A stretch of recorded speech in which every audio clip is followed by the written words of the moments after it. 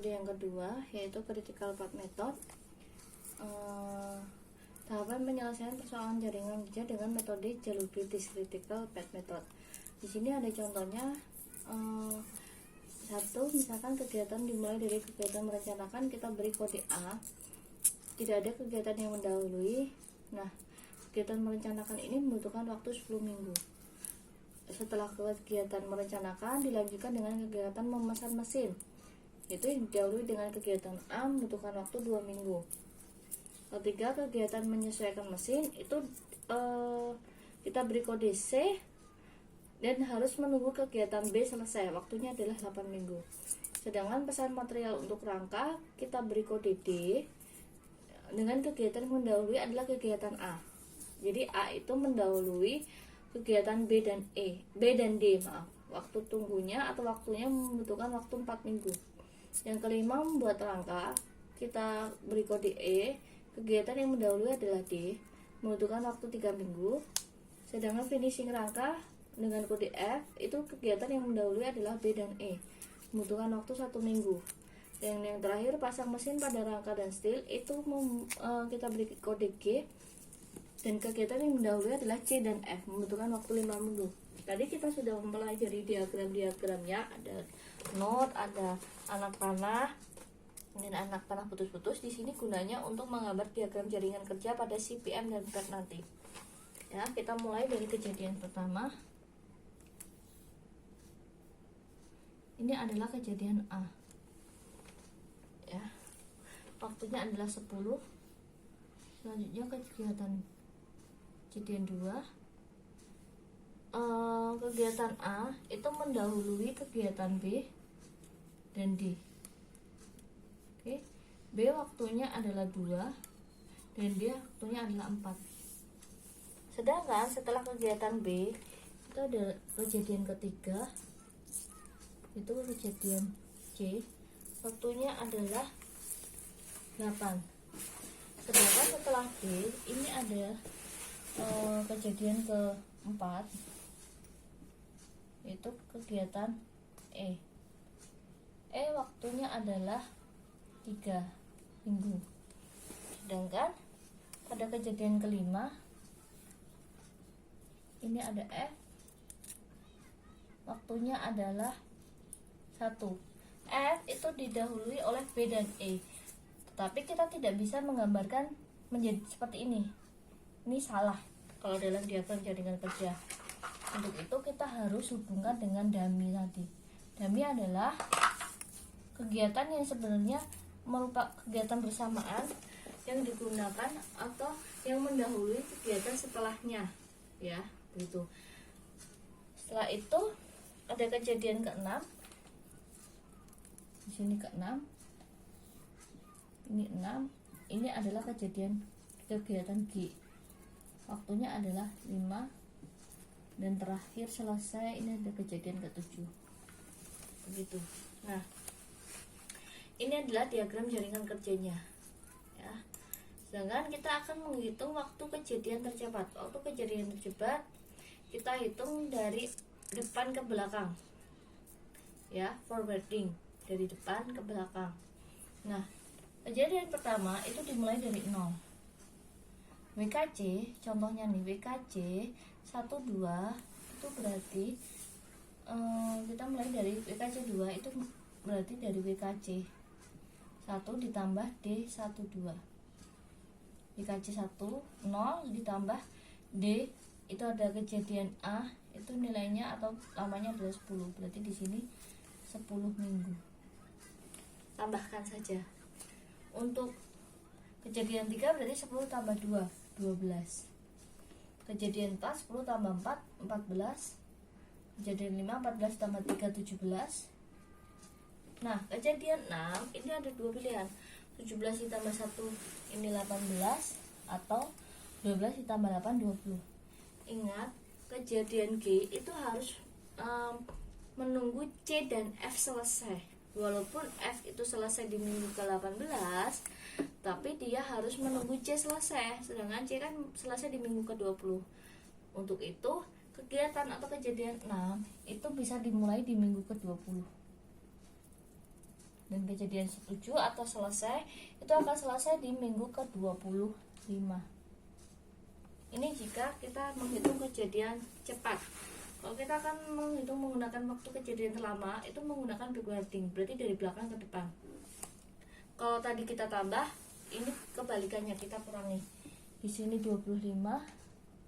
Jadi 25 kurangi 5 di sini 20, ya. 20 kurangi 1 berarti di sini 19. Kita selesaikan dulu. 19 kurangi 3 ini 16.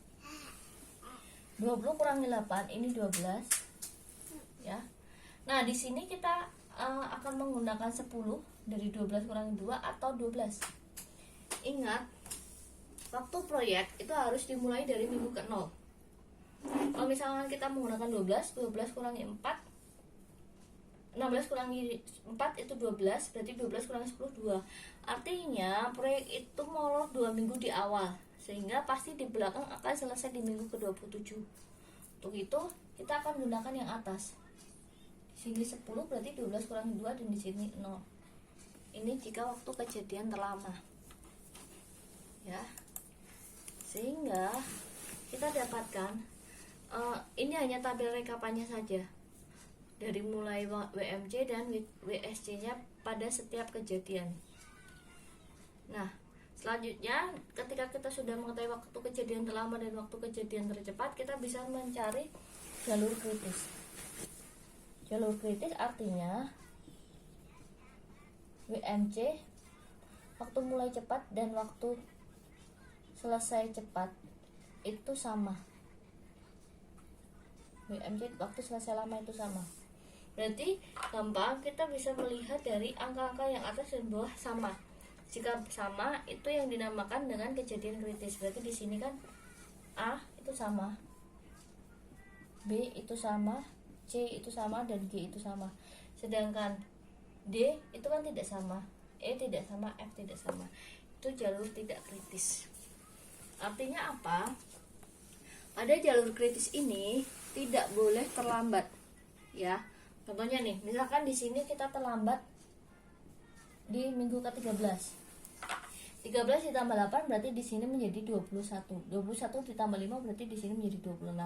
Artinya, jika pada kejadian ketiga ini terlambat 1 minggu, umur proyeknya juga akan mundur 1 minggu. Tapi kalau di jalur tidak kritis, dia bisa tidak terlambat.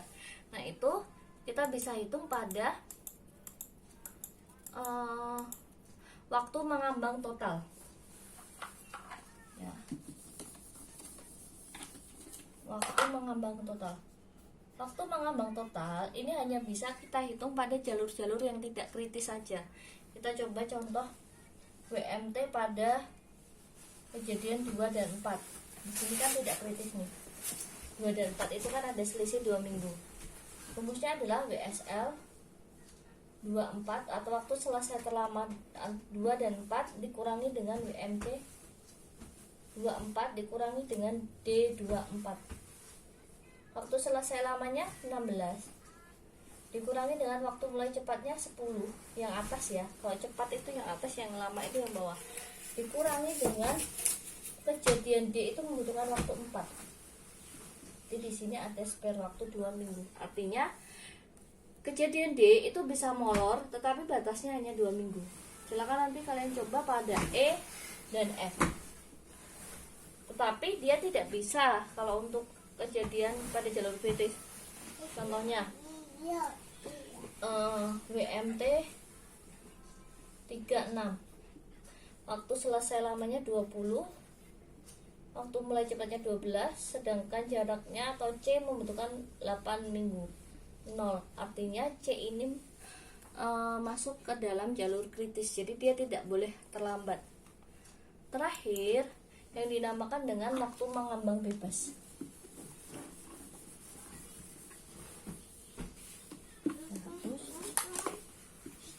Waktu mengambang bebas ini adalah waktu longgar apabila kegiatan segera dimulai. Ini hanya bisa kita hitung pada kejadian yang sebenarnya dia sudah selesai, tetapi menunggu kejadian lain agar dapat melanjutkan kejadian berikutnya. Itu berarti hanya di sini kan. Tadi kan F harusnya selesai di minggu ke 18, tapi dia harus menunggu C di minggu ke-20. WMB 56 itu sama dengan WKC 6 dikurangi WKC 5 dikurangi dengan D56. WKC 6 20, di sini 20 dikurangi dengan WKC 5, di sini adalah 17, dan F membutuhkan waktu 1. Jadi di sini masih ada spare waktu 2 minggu.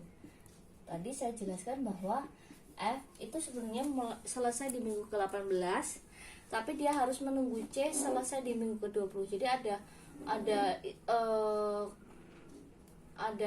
wasting time selama 2 minggu. Artinya F ini sebenarnya sudah selesai, tapi dia harus menunggu C selesai. Jadi dia menganggur, kejadian F itu menganggur selama 2 minggu agar dapat meneruskan kejadian G.